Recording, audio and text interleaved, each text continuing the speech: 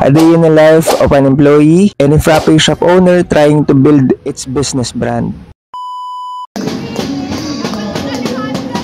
So ngayong weekend nga ay Barangay Basra LGBT Cup. Ito ay basketball and volleyball tournament na nilunsad ng SK Kagawad at mga barangay kagawad ng Barangay Basra. Nag-sponsor nga pala dyan ng Anahata ng kaunting milk tea para sa merienda ng ating mga committee. Magandang opportunity to para magsuporta sa magandang programa ng barangay. And at the same time, ma-promote ang Anahata.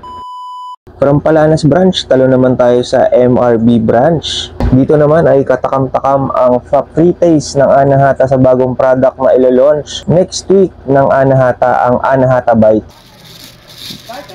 Sarap. Good. Okay siya? Good. Hindi naman siya sir matamis. Hindi, sarap na lang bro. Okay. Shoutout kay Sir Francis. Yan. Pagkatapos ng free taste ay tayo naman at ginutom, kaya umorder naman tayo ng fried noodles ni Boss Carl habang nagla-live. Napakalaking bagay ng pagla-live dahil dito tayo makikilala ng mga customer.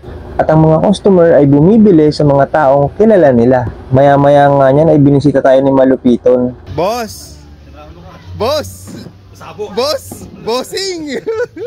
Boss? Boss? I wish meron din kayong ganitong mga kaibigan na solid sumuporta sa negosyo mo.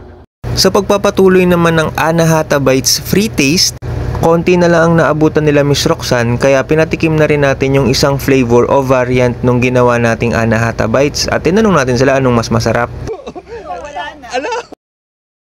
Mas nagustuhan nila ma'am yung original nating ilo-launch, kaya excited na kaming i-launch to.